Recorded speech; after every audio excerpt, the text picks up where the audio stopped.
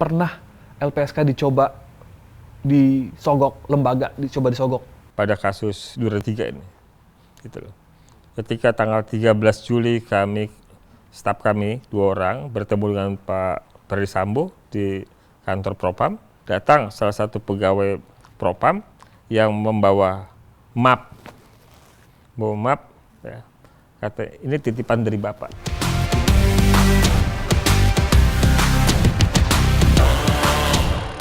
Selamat datang dalam video podcast Biar Jelas.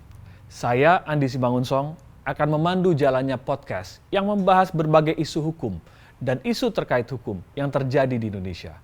Biar jelas, kita akan mengulasnya bersama dengan orang-orang yang kompeten, memiliki kewenangan, maupun yang terlibat langsung dalam kejadian hukum tersebut.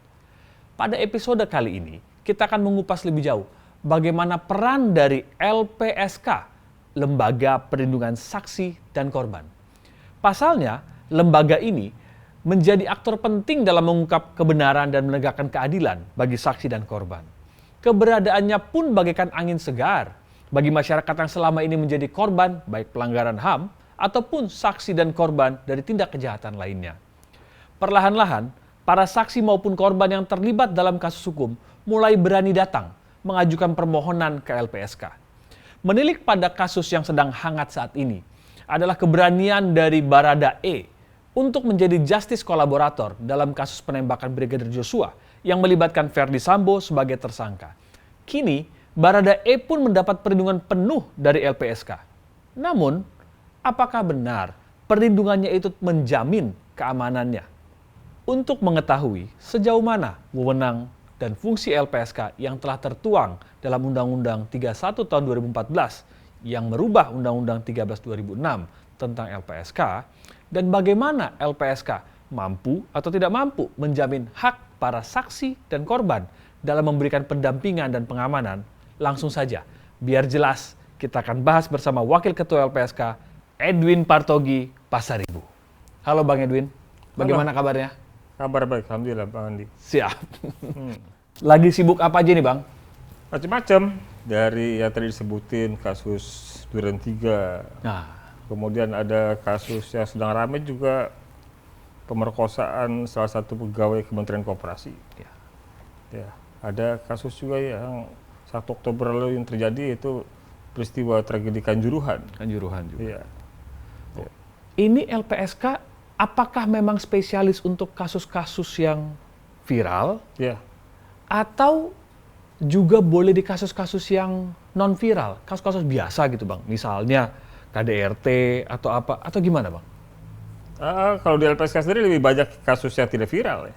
Oh ya? Iya, kami punya banyak terlindung. Gitu. Dan kalau menyangkut kasusnya tidak pidananya, di Undang-Undang 31 2014 itu memang sudah disebutkan beberapa tindak pidana tertentu.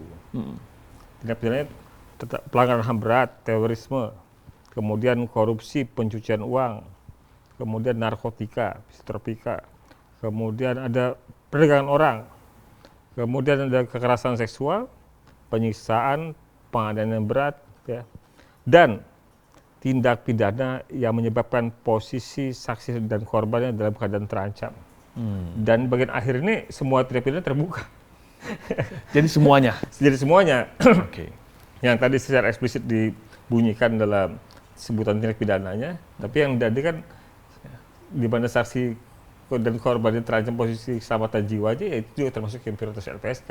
Artinya sebenarnya ya, terlepas dari beberapa tindak pidana yang disebut di awal, ya, buat masyarakat sebenarnya apapun jenis tindak pidananya, sepanjang ada saksi atau korban merasa terancam, ya, boleh datang ke LPSK. boleh.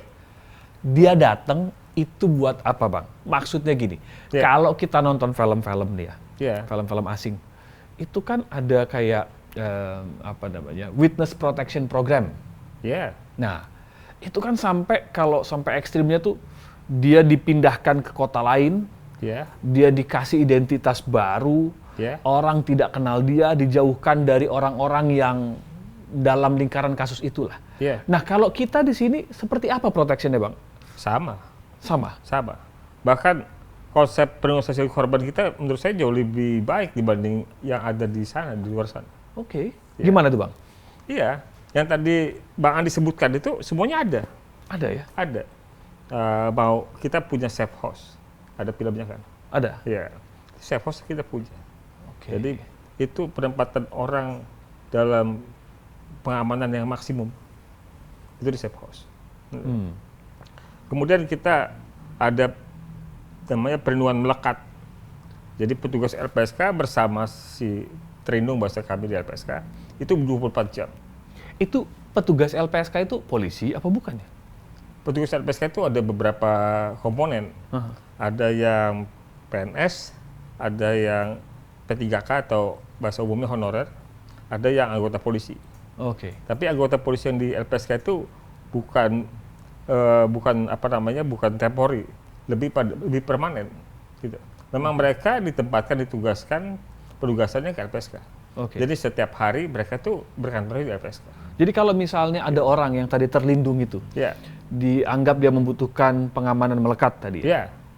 itu bisa aja dia dikawal sama polisi juga gitu. Ya. Tapi dia bukan minta perlindungan kepada polisi, dia minta Tidak. perlindungannya ke LPSK. LPSK. Karena mandat undang-undangnya kepada LPSK, Oke. bukan kepada Polri. Jadi kalau baca di Undang-Undang Polri, itu tugas perlindungan sebagaimana LPSK itu nggak ada. Oke. Gitu. Oke. Memang beda fungsinya. Memang beda fungsinya. Tapi Polri ataupun petugas LPSK yang melindungi orang itu memang diperlengkapi dengan senjata. Tentu. Oke. Ya. Dan ada Bang yang memang dapat perlindungan seperti itu selama ini? Ya, Banyak? ada, pasti ada. Pasti ada setiap minggunya, setiap bulannya ada. Oke. Sulit nggak sih Bang untuk masyarakat melapor ke LPSK?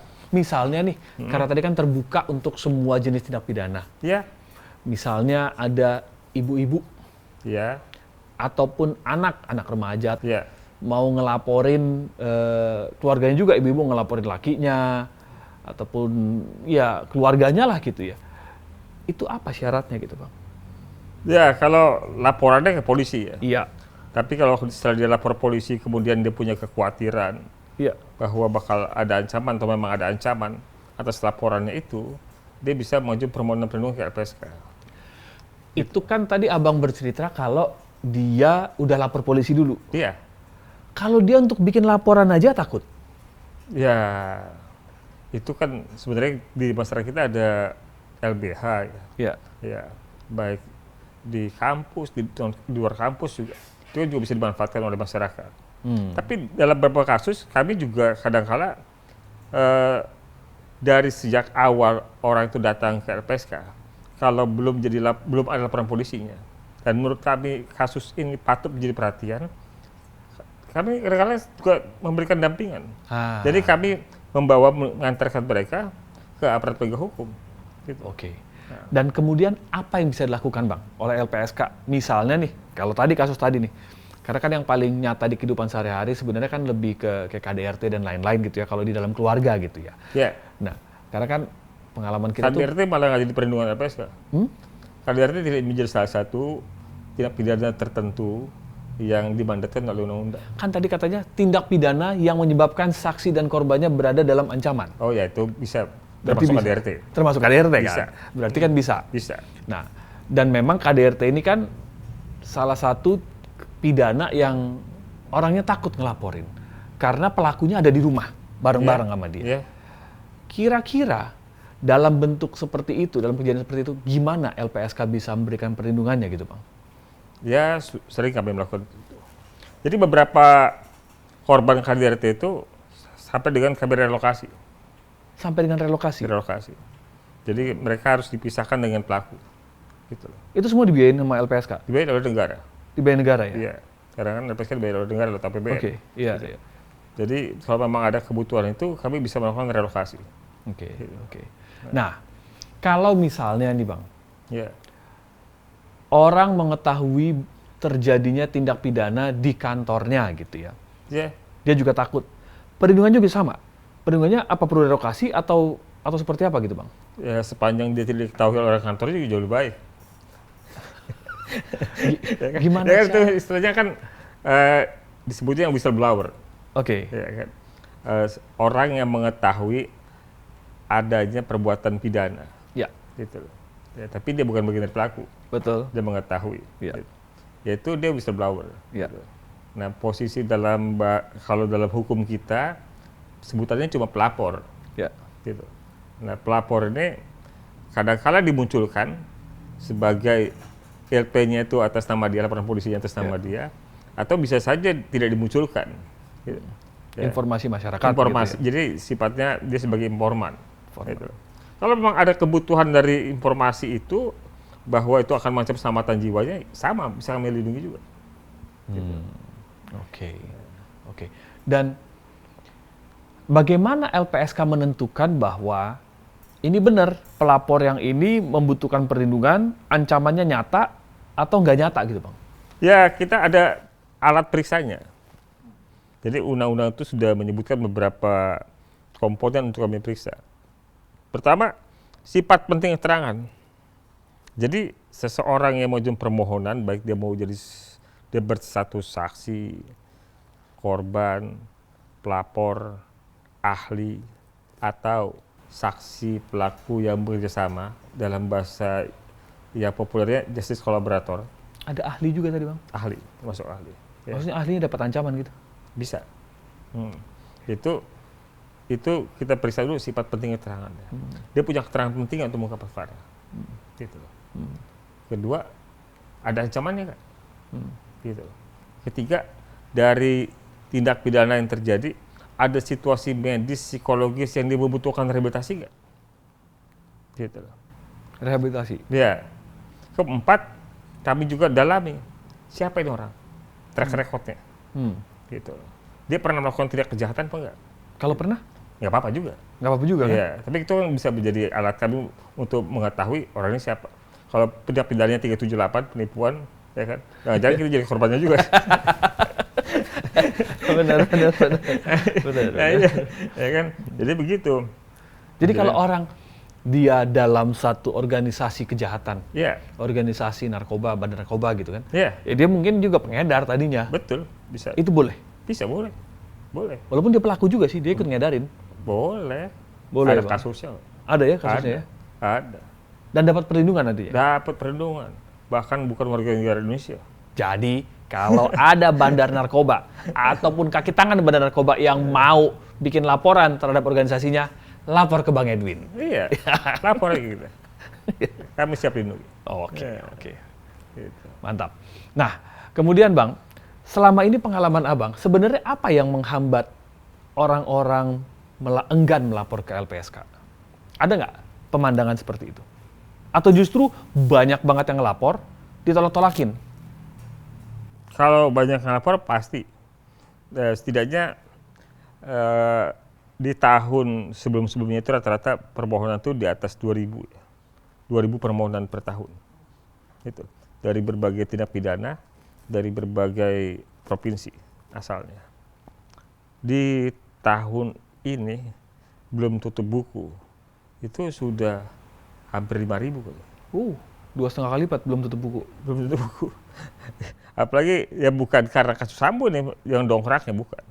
Tapi karena kasus model kayak Binomo Fahrenheit itu yang mendongkrak permohonan. Kan banyak korbannya. Nah, pertanyaan apa hubungannya? Iya, apa hubungannya? Ya, ini yang belum tadi saya sampaikan. Jadi selain ada soal perlindungan ya, ada tadi perlindungan sampai perlindungan melekat, sampai kemudian kalau pengamanannya, tingkat ancamannya nggak begitu membahayakan, ada monitoring ya, sama pendampingan proses hukum. Korban itu yang tadi saya bilang bahwa perlindungan saksi dan korban kita jauh lebih baik, jauh lebih paripurna dibanding negara luar sana yang lebih dahulu. Karena kita di LPSK, di perlindungan kita itu ada yang namanya rehabilitasi. Rehabilitasi medis buat yang luka, sakit karena tindak pidana. Ada rehabilitasi psikologis buat yang trauma, ya. Ada rehabilitasi psikososial. Psikososial buat orang yang putus sekolah, buat yang rumahnya yang mau rubuh karena peristiwa pidana. Semacam hal seperti itu ditangani oleh LPSK. Nah, yang lain adalah kami memfasilitasi penghitungan kerugian. Jadi korban tindak pidana itu ada kerugian materialnya. Ya kan? Kalau dalam kejahatan seperti terorisme dan pengarahan berat, itu dikenal dengan istilah kompensasi. Nah, kalau kompensasi ganti ruginya dibayar oleh negara. yang bayar negara. Ini ada sekitar 500 korban terorisme sejak bom Bali sampai yang terakhir, itu negara sudah bayar sekitar 100 miliar. Melalui LPSK? Melalui LPSK. Nah, yang lain selain yang tadi kompensasi melalui pada kejahatan pengarahan berat atau terorisme, ada hak korban tindak pidana yang disebut dengan restitusi. Oke. Ganti kerugian itu. Nah, itu yang bayar pelaku. Iya. Yang bayar pelaku. Pelaku tindak pidana. Oke. Nah, ini hubungannya sama Fahrenheit, Binomo, dan kawan-kawannya. Tapi kan itu pelaku yang harus bayar. Kenapa Iya. ke LPSK dia? Karena berdasarkan undang-undang yang punya kewenangan untuk menghitung kerugian para korban itu adalah LPSK. Oke, jadi korban nih, Ah, kalau yang kita tahu kan selama ini, gitu ya, korban lapor ke polisi, ya, maka proses pidana berjalan, ya, nanti hakim akan menjatuhkan dianggap terbukti, Ya. maka dihukum badan gitu, hukum penjara gitu Ya. ya. Nah kemudian kalau mengenai ganti rugi, itu biasanya harus diupayakan melalui jalur lain. Perdata. Gitu ya, perdata. Ya. Nah kalau ini ada upaya lain. iya. Ini gabung langsung di perkara pokoknya, di perkara pidananya. Di perkara pidananya. Iya, Mas Andi baru tahu kan Bang Adi kan? Iya, Iya. iya. Untung undang saya. Iya, untung jadi jelas diundang kan? nih. Jadi jelas, biar jelas. Jadi gimana tuh prosedurnya? Jadi kalau kita ditipu orang Yang tadi gitu. disampaikan Bang Adi benar. Iya. Yang disampaikan Bang Adi itu benar. Iya. Gitu. Itu bahwa biasanya kalau soal kerugian itu ke mekanisme perdata. Iya. Kalau pakai mekanisme yang pidana juga ada. Namanya penggabungan perkara. Iya. Ya. Jadi perkara pidana dan perdata jadi satu. Iya. Tetapi dengan adanya undang-undang perlindungan saksi dan korban, itu konsep soal penggabungan perkara itu sudah ditinggalkan sebenarnya.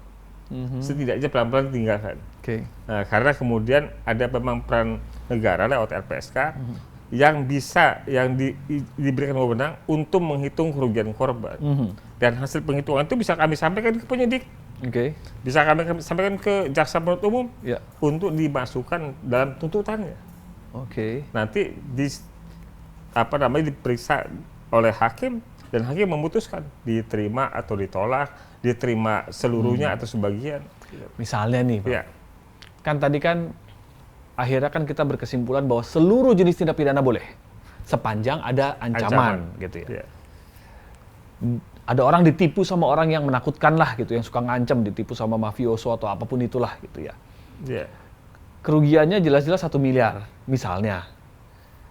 Lalu dia mau bikin laporan pidana, dia boleh ke LPSK, LPSK akan ngitungin bener nih ditransfer 1 miliar, kerugian 1 miliar, LPSK akan ke penyidik bilang bahwa ini kerugian 1 miliar nih.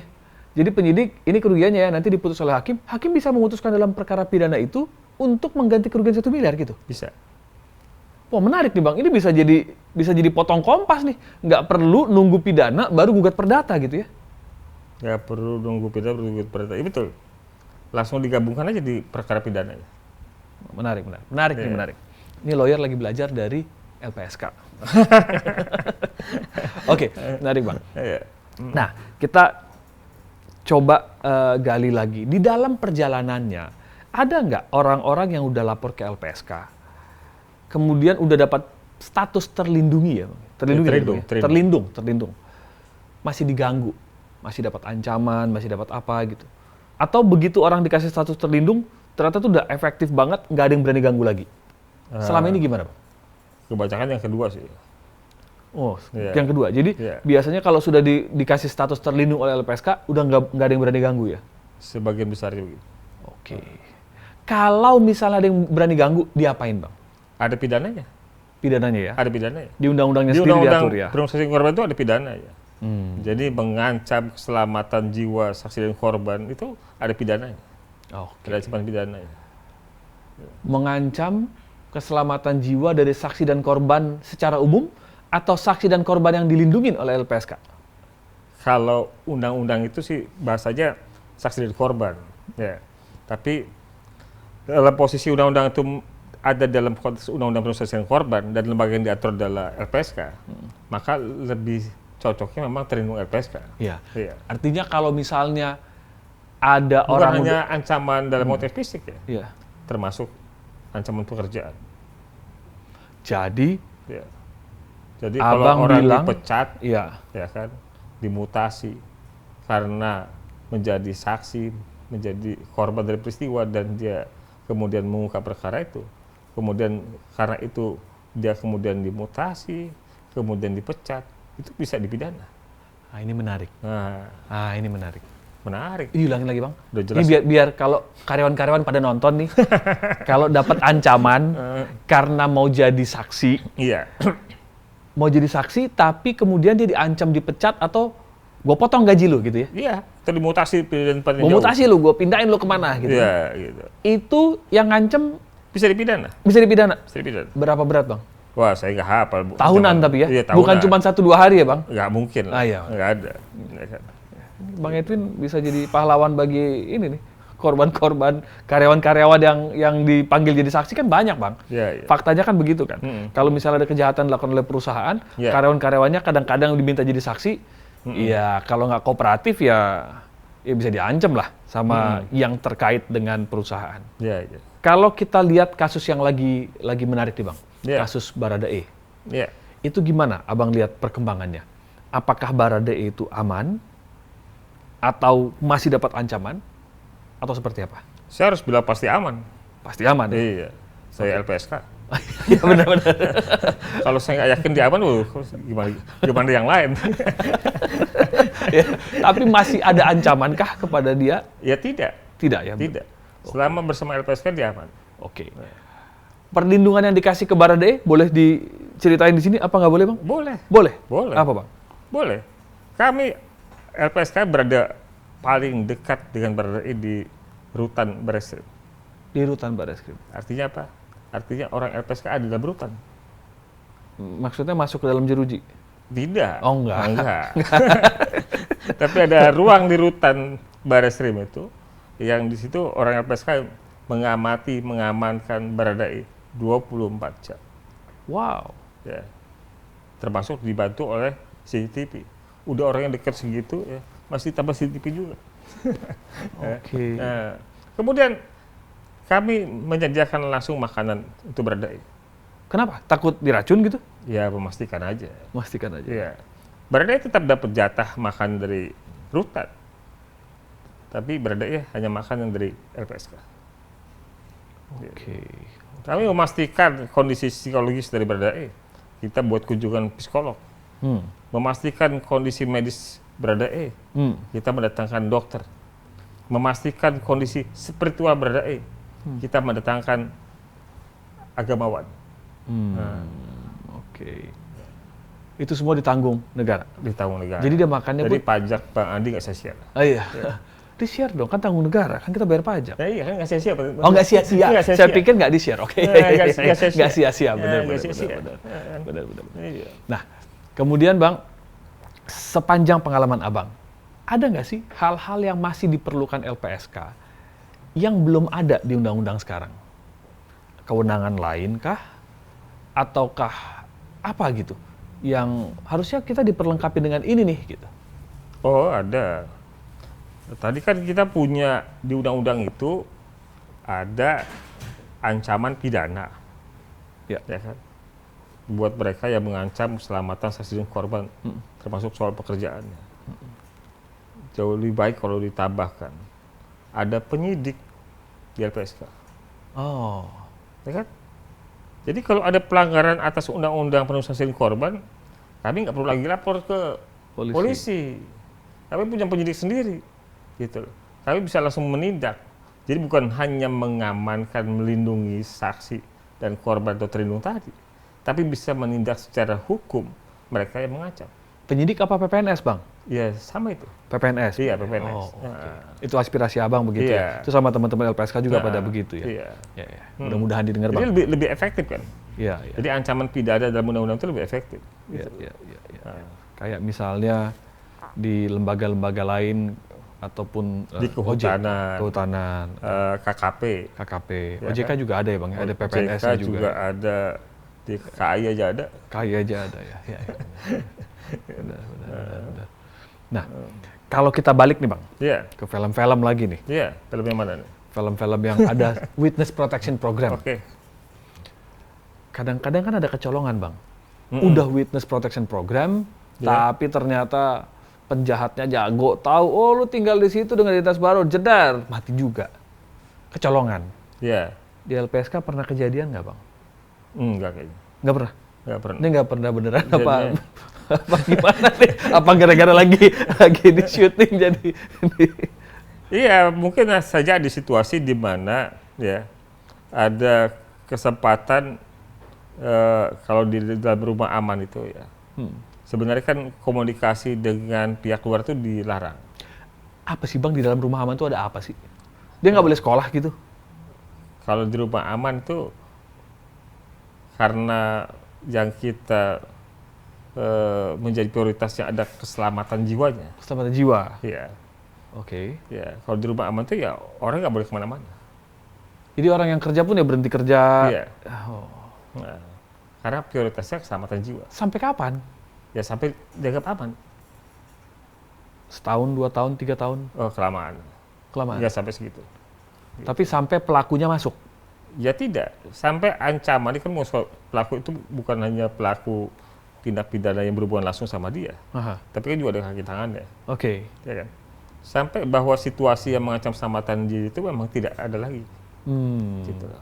Itu di-assess lagi, dinilai lagi sama Iya. LPSK? LPSK melakukan evaluasi. Oke. Ya, apakah cukup atau masih perlu diperpanjang misalnya di rumah aman.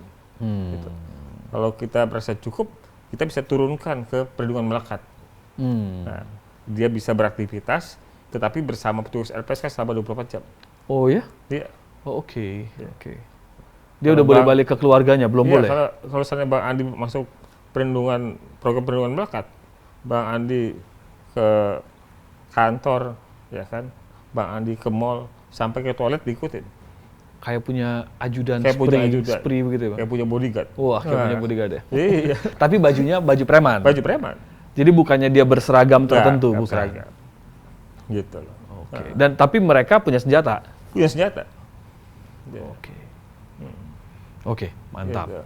Nah, kalau mengenai ada terlindung yang dewasa, ada terlindung yang anak-anak. Betul. Ada bedanya nggak, Bang? Dan umur berapa sih yang bisa anak-anak terlindung itu? Ya bisa umur berapa aja. Ada balita juga ada. Hah? Ada balita juga, Bang? Ya ada. Kan ada kasus di mana balita juga diperkosa. Lalu dia masuk perlindungan LPSK? Iya. Untuk rehabilitasi medis bisa. Gitu. Oke. Ya. Oke. Nah, perbedaan perlakuannya bagaimana, Bang? Ya tentu beda. Kami punya pengalaman, kami punya tenaga-tenaga terampil untuk menangani anak. Nah, Tapi dia nggak dipisahkan dari orang tuanya, kan? ya tidak, nggak bisa dipisahkan. Kalau anak nggak bisa dipisahkan dari orang tuanya. Selama orang tuanya bukan pelaku pidananya. Gitu. Oke. Nah, Ya, jadi kalau Bang Adi, ya. kalau tadi anak-anak itu, kadang ada beberapa kasus di mana si ibu ini nggak punya kebiasaan ngasuh anak. Gitu loh. Ya. Itu tim pengamanan LPSK itu sampai bantu nyuapin untuk supaya anak itu makan. Oh ya? Iya. Kalau anak itu buang air, ganti popoknya, ganti pampasnya gitu Mas. Itu sampai begitu. Bahkan dalam beberapa kasus korban-korban kekerasan seksual yang kemudian hamil dan melahirkan itu lahirnya ketika dalam perlindungan LPSK. Gitu loh. Jadi ada beberapa staf itu yang udah kayak jadi bapak asuh. Dia waktu lahir bapak korban itu bersama dia mendampingi. Oh. Kalau dengar gini kan, Bang, kan sebenarnya ini kasus memang LPSK tidak harus kasus besar, kan? Tidak harus sebesar. Nah, kalau dia nggak kasus besar, ini LPSK ada di mana aja? Apa cuma di Jakarta? Ya. Atau di semua provinsi ada? Ada di Jakarta. Di luar nggak ada, Bang? Nggak ada. Ada di Kasian Jogja. dong. Ada di Jogja, ada di Medan, ada di Bangka Belitung. Boleh di mana saja dapat. Tapi masalahnya kan kita punya Kementerian Pan-RB ya. Iya. Ya, yang soal menghitung beban organisasi. Ini curcol nih, Bang, curcol. Ya, iya, maksudnya kalau kita sih pengennya di semua provinsi ada, ya kan? Bukan hanya kami, tapi kepala daerah, ya, misalnya gubernur, bupati, Ada sudah bantu menyiapkan sarana kantor. Kalau LPSK mau berkantor di provinsi kami siapkan. Ini kantornya, ini lahannya, ya kan, tinggal LPSK masuk. Lalu nggak bisa? Kami nggak bisa masuk kalau belum ada izin dari Kemenpan, ya kan? Oke. Ya. Tetap kan soal struktur negara, apa namanya, organisasi kenegaraan ini, kalau maksudnya di pemerintahan ya Menpan punya kuasa. Oke. Tapi aspirasi dari Abang sama teman-teman LPSK punya juga keinginan atau mimpi untuk LPSK ada di semua provinsi. Itu harapannya begitu. Itu kan mendekatkan LPSK dengan para saksi dan korban ya, gitu. Tapi juga tidak jadi kami kecil hati atau bagaimana ya, tidak mengurangi kualitas kami, perhatian kami terhadap para pemohon. Jadi tadi Bang Andi, sekalipun kami hanya ada di Jakarta, Jogja, Medan, bahkan Belitung, ya, tidak ada wilayah di negeri ini ya yang belum kami jangkau. Nggak ada. Pertanyaannya Bang, yang pada daftar ke LPSK, itu kebanyakan langsung pribadi-pribadi atau melalui lawyer? Banyaknya langsung. Banyak langsung? Banyak langsung. Dari mana mereka tahu Bang? Saya nggak tahu tuh, saya belum tanya tuh. Ya kan, saya nggak tahu tuh mereka tahu dari mana ya. Tapi banyak yang langsung. Banyak yang langsung, ada yang mau lawyer, ya kan. Dan kami kan buka kanal-kanal yang memudahkan permohonan perlindungan itu diajukan. Ya. Kalau yang mainstreamnya mungkin ada website, ya, ada email. Tapi kami punya aplikasi Android untuk permohonan perlindungan. Lebih gampang lagi kita pakai WA untuk ngajuin permohonan perlindungan. Oh boleh pakai WA aja? Jadi bukan harus formal-formal amat? Nanti kami nomornya saya kasih ya. Iya. Tolong ditanyakan. Nanti di-share Bang? Nanti di-share. Nanti kita share biar siapapun yang membutuhkan perlindungan, siapapun yang menjadi saksi atau korban merasa terancam keselamatan jiwanya, ajukan aja permohonan perlindungan ke LPSK. Mantap. Nah, itu kan peran LPSK mulia, nobel Bang. Sangat. Ada nggak yang mencoba memanfaatkan itu? Jadi justru mau playing victim. Saya korbannya. Playing victim Bang. Ada nggak? Ya ada. Kejadian-kejadian begitu? Ya ada. Ada? Gimana dari LPSK tahu dan akhirnya menolak, ataupun ya saya kabulkan sementara, tunggu kajian lebih lanjut gitu? Ya ada. Ada Bang? Ada. Ya kan kami dibekali kewenangan untuk mendalami permohonan yang masuk itu, ya kan, untuk memeriksa kebenarannya, ya, meminta keterangan, meminta dokumen dari berbagai pihak, gitu loh. Jadi bisa saja orang mengklaim diri sebagai korban, gitu, ya. Tapi kami bisa juga a priori, benarkah dia korban, gitu loh. Ya, sebagaimana kami menolak permohonan Ibu PC. Ya. Klaimnya dia korban perbuatan asusila. Buat kami meragukan kalau Ibu PC korban perbuatan asusila. Oke. Ada lagi contoh lain selain itu Bang? Apakah ada kasus-kasus lain atau cuma itu aja kasus yang? Ya ada beberapa kasus juga. Ada beberapa kasus gitu ya? Yang orang itu bilang misalnya, saya diancam nih Pak. Diancam lewat apa? Handphone, WA. Kalau handphone nomornya mana? Kalau dia WA, mana WA-nya tunjukin. Ya. Kalau perlu kita telepon nomor itu. Gitu. Kalau dia WA kita lihat, kita baca dulu WA-nya. Ini siapa pengirimnya? Gitu. Ya kan? Coba kita uji aja kepada si pengirim ancaman itu, benar nggak dia ngancam? Jangan-jangan dia buat rekayasa sendiri, WA sendiri, dirinya sendiri, ya kan, telepon ngancam diri sendiri. Oh, diuji bener ya? Harus diuji. Biar jelas. Biar jelas. Ya, biar jelas, ini beneran apa enggak gitu. Seperti malam ini. Iya. Nah, kan tadi kita balik lagi Bang. Iya. Kan pengennya adanya di daerah juga gitu ya. Iya. Sekarang masih ada di Jakarta aja. Apakah LPSK ada program jemput bola gitu? Untuk paling tidak kalau kasus-kasus yang non viral kan susah untuk tahunya ya. Tapi paling tidak untuk kasus viral datang ke lokasi gitu. Atau tadi Kanjuruhan tadi jemput bola atau mereka yang datang gitu Bang? Jemput bola. Itu jemput bola ya? Berbola. Oke. Itu hal yang biasa kami lakukan. Ya, Oke. Jemput bola. Jemput bola tadi yang tadi Bang Andi bilang benar, gitu. Bahwa kami jemput bola pada kasus-kasus yang viral. Iya. Gitu loh. Kenapa? Ya kami menyadari, mungkin Bang Andi juga yang lain juga tahu, LPSK tidak sepopuler lembaga yang lain. Sudah mulai makin populer Bang? Dia makin populer, tapi tidak sepopuler lembaga yang lain. Belum. Nah, tapi semua korban, saksi atau pihak-pihak dalam perkara pidana itu dia punya hak, dia bisa mengajukan permohonan perlindungan. Problemnya kan mereka belum tahu bahwa ada LPSK. Ya. Nah, jemput bola itu dalam rangka itu. Jemput bola itu dalam rangka itu.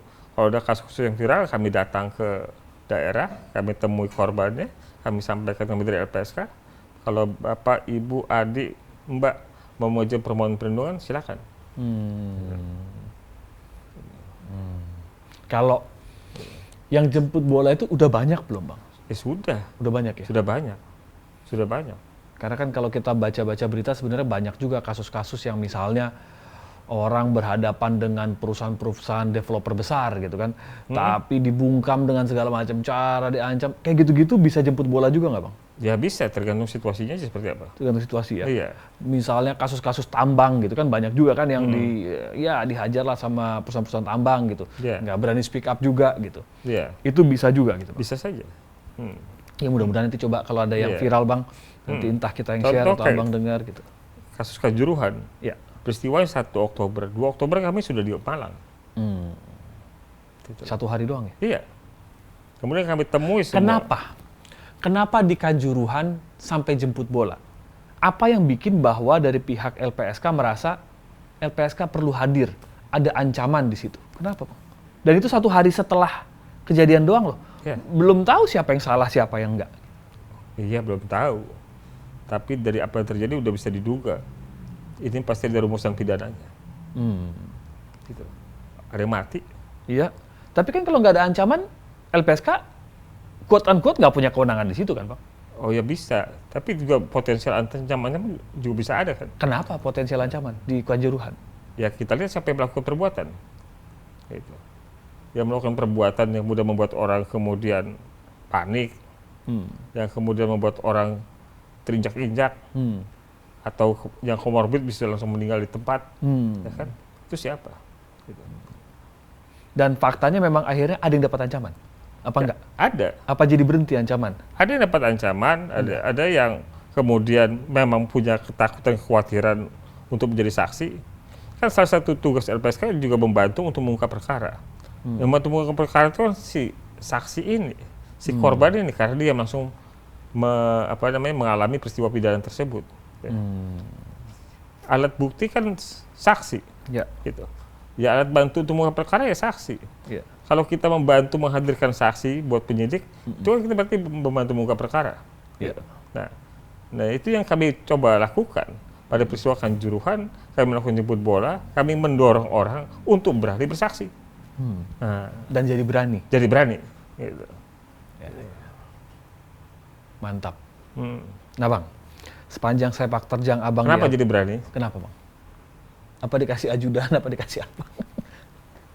Karena sebagian besar korban tindak pidana kita sebenarnya takut untuk lapor. Untuk lapor aja takut? Untuk lapor, takut. Ya, kayak tadi kita bicarakan kan Bang? Iya, ini saya ngomong data. Iya. Ya. Data dari Badan Pusat Statistik, tidak lebih dari 25% korban yang melapor ke polisi. Makanya Bang, tidak lebih. Betul, makanya itu tadi, ada di angka 23-24%. Iya, makanya tadi kan kita ngobrol Bang. Gitu. Kalau LPSK hanya hadir pasca orang bikin laporan polisi, kayaknya kurang pas. Orang yang takut bikin laporan polisi pun harus dikasih tahu bahwa boleh ke LPSK dong. Wah, boleh-boleh aja kan, sih. Tadi kan emang bilang gitu, 23-24%. Itu terbuka aja. Terbuka kan? Terbuka aja. Nah, biar orang pada tahu nih, biar jelas Bang, biar tapi mereka, maksud Bang. saya, Ya. pekerjaan LPSK jadi nambah-nambah banyak lagi. Ya biarin aja Bang, biar nanti jadi turun anggarannya kan, jadi Ya, benar bahwa enggak. silahkan diperbesar kantornya ternyata bermanfaat bagi masyarakat. Iya, kalau soal bermanfaat bisa kita buktikan, ya kan. Tapi kalau soal politik anggaran, soal SDM itu kan soal lain. Ya. LPSK ini kan bukan perusahaan swasta, bisa merekrut pegawai setiap saat, ya kan. Kita mau rekrut pegawai harus minta izin Menpan, ya kan. Ya. Kita mau minta anggaran harus diskusi sama Bappenas, sama Kementerian Keuangan, sama Betul, DPR. betul. Pada waktu mereka lihat bahwa ternyata banyak laporan yang Ya. tidak bisa ditindaklanjutin karena anggaran kurang, Ya. ya kan mereka mikir sendiri, Bang. Ketika Bang Andi bilang tidak bisa dilanjutin, itu masalahnya minus ke LPSK juga kan. Nggak bisa lanjutin kan gara-gara nggak ada duitnya gitu, nggak ada anggarannya kan. Iya. Ya. Nah Bang, Heeh. jadi sepanjang sepak terjang Abang di LPSK, Ya. Abang hal-hal apa yang paling berkesan Mm-mm. dan pernah dapat ancaman nggak? Mm-mm. Apakah lembaga yang harusnya memberikan perlindungan terhadap saksi dan korban dari ancaman justru pernah diancam? Dan bagaimana mengatasinya? Diancam. Kalau saya sih nggak pernah merasa diancam. Wong dulunya juga di LSM ya Bang ya? Siapa yang takut sama ancaman ya Bang ya? Ya kadang-kadang udah abu-abu. Udah Ini ancam atau bukan ya? Yang lebih banyak khawatir kan orang-orang sekitar kita. Gitu loh. Ya kan. Tapi kalau saya sendiri sih ya bukannya pemberani. Tapi rasanya sih sejauh ini aman-aman aja. Iya. Jadi kalau diancam secara pribadi saya belum pernah. Dan semoga aja nggak pernah. Kalau diancam nggak pernah Bang? Ya. Disogok pernah nggak Bang? Disogok? Nggak pernah juga. Upaya orang nyogok? Upaya orang nyogok ke LPSK Ya. sering. Nah, buat apa orang nyogok ke LPSK? Supaya diterima, diberikan status sebagai terlindung. Kok penting banget buat dia status terlindung? Nah, Kalau iya. emang dia punya kemampuan menyogok, berarti kan dia punya kemampuan finansial. Ya dia bisa hire ajudan sendiri, spree sendiri, dengan semua status senjata melekat gitu. Kalau misalnya orang, kan bisa aja Bang, hire ajudan dengan senjata melekat gitu kan, ke security yang mana gitu kan. Kenapa dia mesti ke LPSK? Bukan soal situasi keamanannya saja yang membuat dia merasa membutuhkan status terlindung. Gitu loh. Tapi, Tapi dia butuh backup, butuh bumper lembaga negara. Ya, yang menyatakan dia adalah victim, menyatakan dia adalah witness. witness, Ya kan?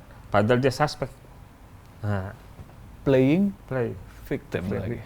Gitu. Nah, gitu. Jadi mereka yang punya potensi sebagai tersangka misalnya, atau punya kepentingan, punya status sebagai terlindung, diakui sebagai korban, ya kan? Ya mereka nggak segan untuk mengeluarkan uang. Gitu. Emangnya tersangka nggak boleh minta perlindungan Bang? Boleh. Jadi kan sebenarnya kalau mereka pun minta status sebagai terlindung, tapi mereka tetap suspek, nggak apa-apa kan? Apa cuman image-nya aja? Ya boleh saja, boleh saja. Tapi kan kalau dia suspek kan dia kecil kemungkinan jadi terlindung LPSK. Kecuali dia punya potensi, punya informasi, punya posisi, punya kualitas sebagai justice collaborator. Jadi suspek boleh, Ya, asal dia mempunyai kapasitas sebagai sebagai justice collaborator. Kalau cuman dia adalah tersangka, suspek, ya, yang diancam orang, tapi tidak punya potensi sebagai justice collaborator, ya nggak bisa. nggak bisa, Walaupun benar ancamannya nyata. nggak bisa. Oke, itu dia harus cari perlindungan sendiri lah ya, Iya. perlindungan ke polisi gitu. Pada Bang, ya. Tuhan Yang Maha Esa. Ya, daripada di luar dia bahaya, mendingan masuk ke dalam aja gitu. Tahan saya deh, tahan saya di dalam lebih aman kali gitu kan. Iya. Ya, ya. Oke. Sebab dia harus punya kontribusi untuk muka perkara, gitu loh. Ya kan? Ya kalau dia udah biasa di dunia hitam kemudian dia terancam ya udah biasa lah, ya kan.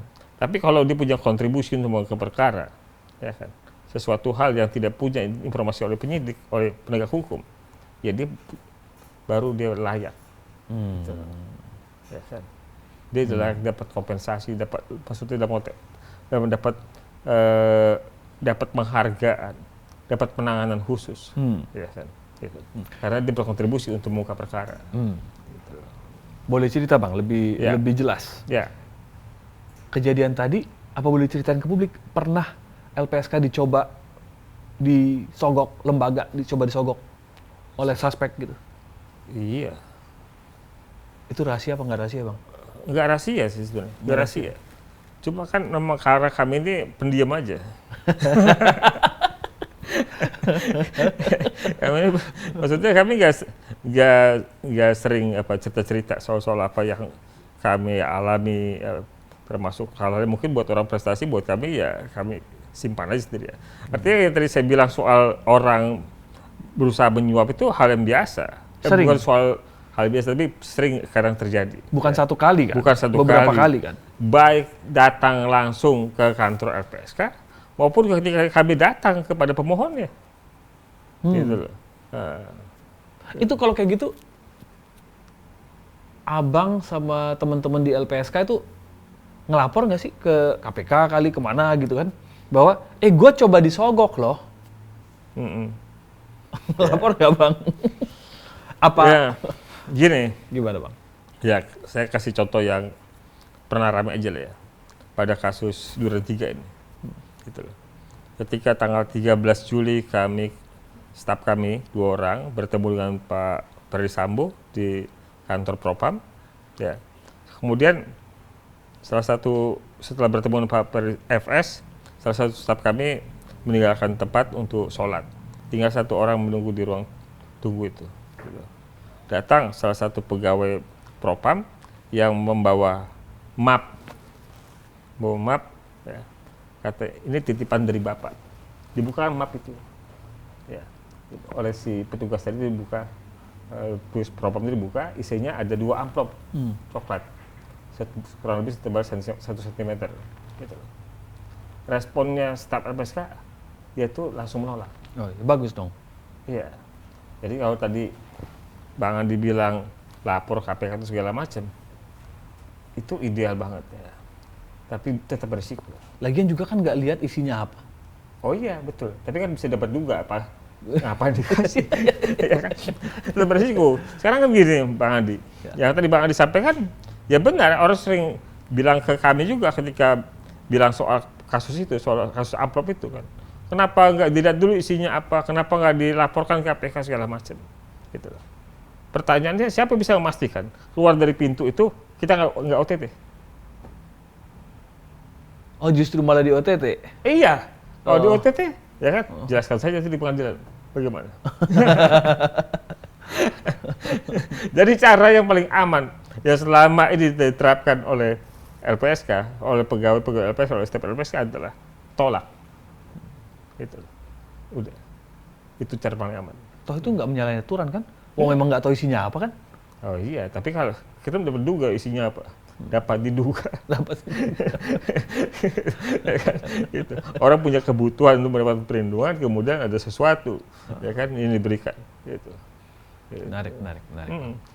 Nah, ada dalam satu posisi di mana diberikannya itu bukan langsung kepada staf LPSK, tetapi kepada driver LPSK. Tetap sama di map atau di amplop, ya. Yang supir LPSK juga nggak tahu kalau itu isinya apa, ya kan?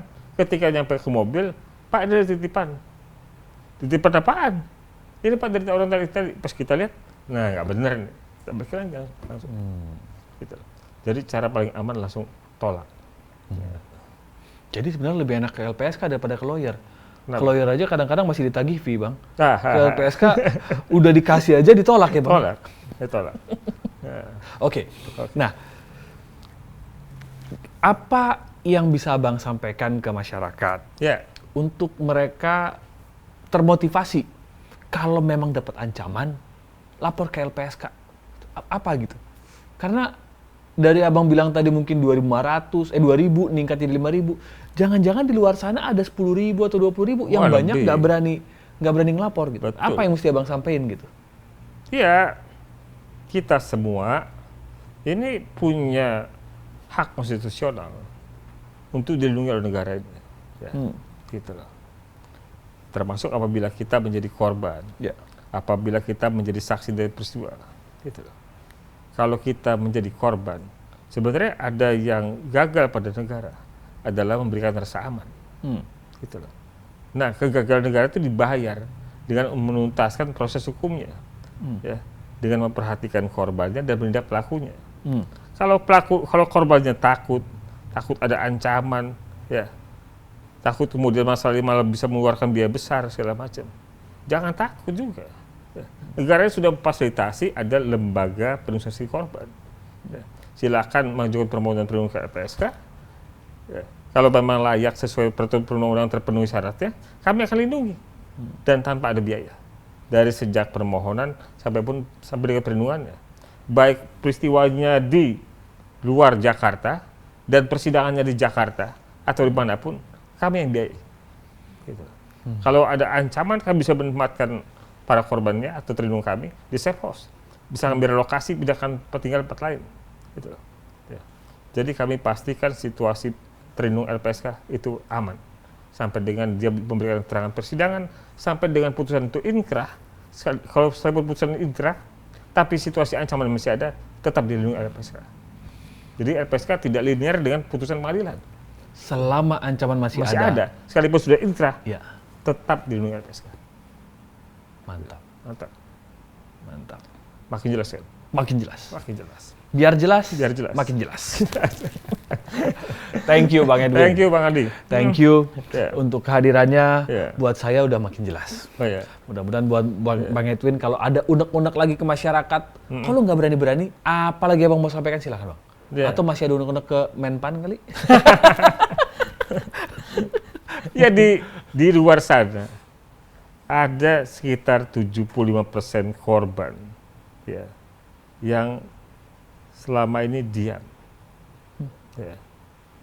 Mereka ini orang-orang yang nggak beruntung, yang nggak pernah memimpikan dirinya menjadi korban tindak pidana. Ya, saya berharap kita semua ya menjadi sahabat saksi dan korban, menjadi orang yang meneguhkan, menguatkan, membangunkan keberanian pada mereka, bahwa mereka sebagai warga negara punya hak, ya, dan hak itu bisa mereka rebut melalui LPSK. Jadi kalau Anda semua peduli dengan para saksi, para korban, ya, dampingi, beri penguatan, sampaikan ada LPSK. Kami siap melindungi. Mantap. Terima kasih Bang Edwin. Terima kasih Bang Andi. Baiklah. Terima kasih atas waktu dan ilmu yang diberikan Bang Edwin Partogi. Semoga tidak ada lagi, nggak mungkin ada lagi. Semoga berkurang saksi dan korban yang malu atau takut melaporkan ke LPSK atas kejahatan yang terjadi terhadap dirinya ataupun terhadap orang lain dan dia menjadi saksi. Dan tentu kita harap LPSK dapat menjalankan perannya secara efektif. Biar jelas. Terus saksikan podcast selanjutnya untuk menggali informasi seputar hukum dan terkait hukum di Indonesia bersama saya, Andi Simangunsong. Sampai jumpa. Thank you, Bang. Thank you. Mantap.